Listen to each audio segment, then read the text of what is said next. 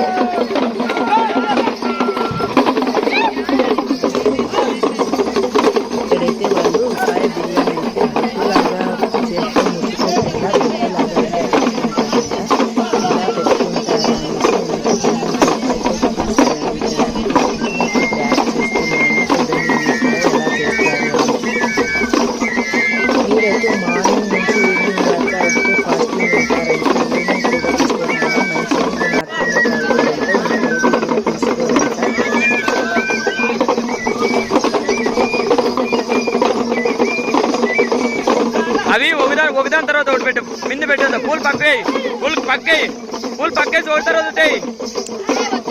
ఇద్దరు లేపుతారు, ఒకరు కాదు. ఆడోటి ఉన్నిలే ఆడబెట్టు.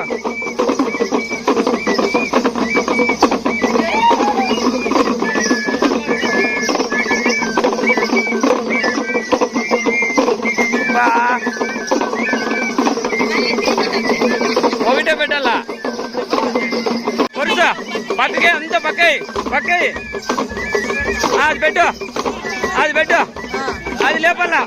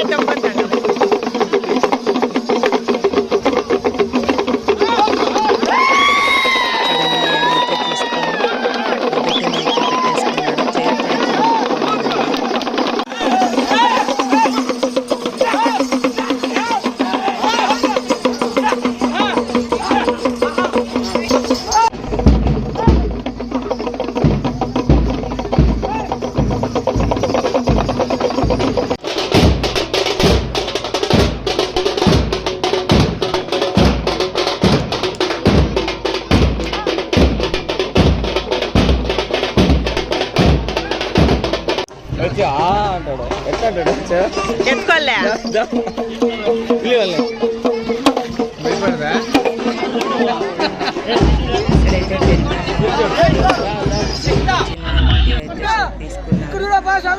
ఉండరా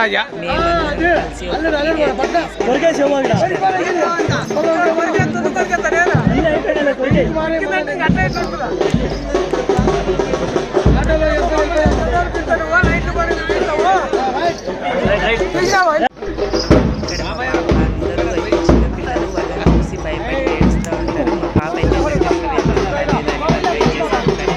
అస్సలు ఏడ్చలేదు. ఎంత బాగా దగ్గర మామూలుగా అయితే ఏడుస్తారు పిల్లలందరూ. ఇక్కడైతే గొర్రెప్పలకు పాలు పోయడం అనే శాస్త్రం అయితే ఉంటుందండి. ఆ పద్ధతిలో అయితే ఇలా చేస్తున్నారు.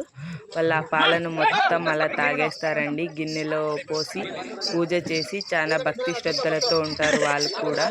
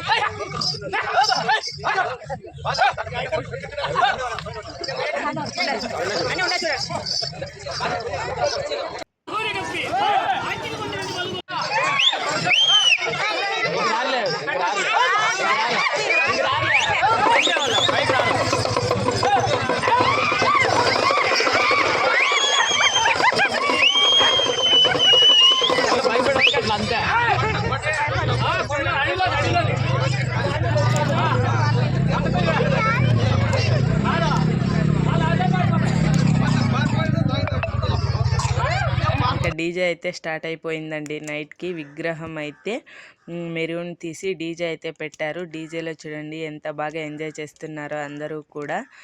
6 o'clock అలా డీజే స్టార్ట్ అయిపోయిందండి. ఇక్కడైతే నేను సాంగ్స్ ఏమీ యాడ్ చేయడం లేదు, ఎందుకంటే కాపీరైట్ పడుతుంది. Thank you for